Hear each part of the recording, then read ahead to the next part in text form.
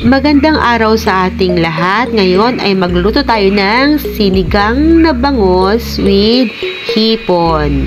Ang ating sangkap ay 1 kilong bangos, kalahating kilo ng hipon, kamatis, luya, sibuyas, bawang, at maglalagay tayo ng gulay na Baguio beans, pechay, at gagamit din tayo ng paminta at ang sinigang mix original sampalok. Sa isang malinis na kaserola, maglalagay tayo ng kalahati ng tubig, kalahati ng kaserola. Isa lang natin sa kalan at painitin o kaya pakuluin natin ang tubig.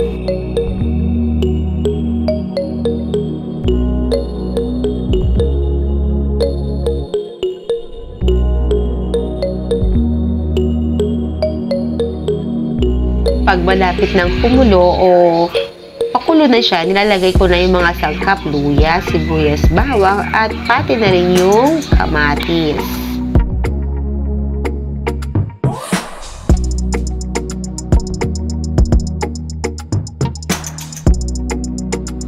Pag kumukulo na ang sabaw natin, ay saka natin ilalagay ang ating bangos.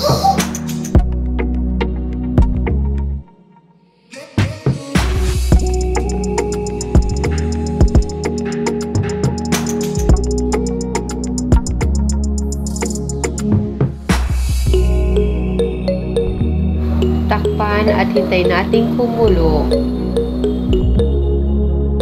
Pag kumukulo na siya, ay isunod naman nating ilagay ang ating hipon. Nalinis na ito kanina, tinanggal ko ng bituka sa likod niya. Sa may likod makikita ang bituka ng mga hipon. Takpan natin at pakuluin natin. Hindi kailangan ng matagal ang luto sa isda at sa hipon. Madali lang ito maluto para hindi naman siya madurog-durog. Iwasan ang paghalo dito. Naglagay na rin ako ng paminta. Takpan natin at pakuluin natin ng sandali lang.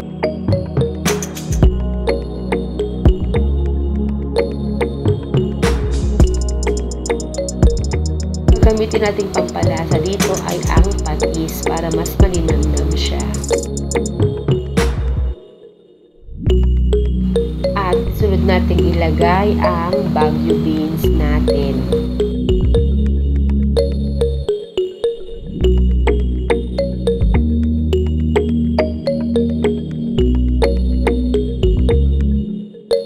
Pagkakulo nito ay buksan ang kaserola para hindi malata ang ating gulay. Lagyan natin ng pampaasim.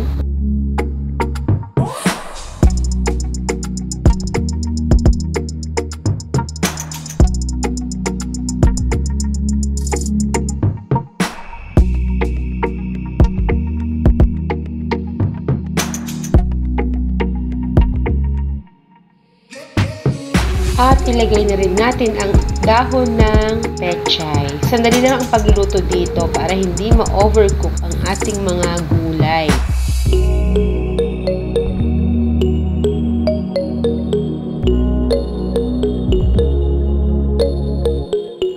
Kuluin lang ng 1 minuto at okay na yung ating gulay. Luto na rin ang ating hipon at bangos at ready na tayo sa pagkain.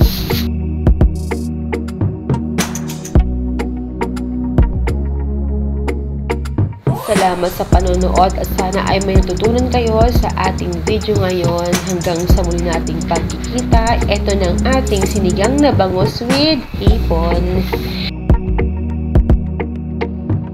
Ako si Janice Tarihael. Salamat sa panonood at please huwag kalimutang mag-subscribe. Bye-bye!